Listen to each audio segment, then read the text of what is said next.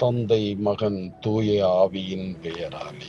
இன்றைய முதல் வாசகம் இயேசுவின் ஆளுமையை விவரிக்கிறது. இயேசுவிடம் கர்த்தருடைய ஆவி இருக்கிறது.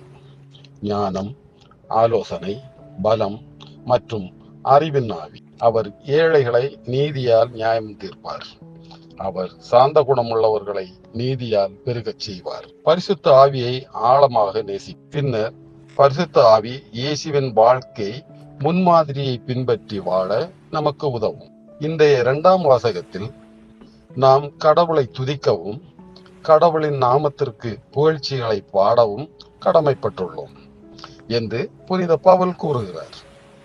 ஏனெனில் நம் வாழ்வில் பலத்தையும் ஆறுதலையும் அளிக்கும் கடவுள் இயேசு கிறிஸ்துவுடன் பரஸ்பர ஒற்றுமையுடன் வாழ நம்மை ஆசிர்வதிக்கிறார்.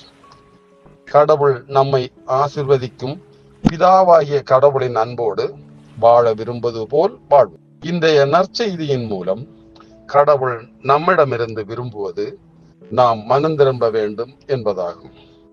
பரலோக ராஜ்யம் அருகில் இருப்பதால் கர்த்தருடைய வழியை ஆயப்படுத்துவோம்.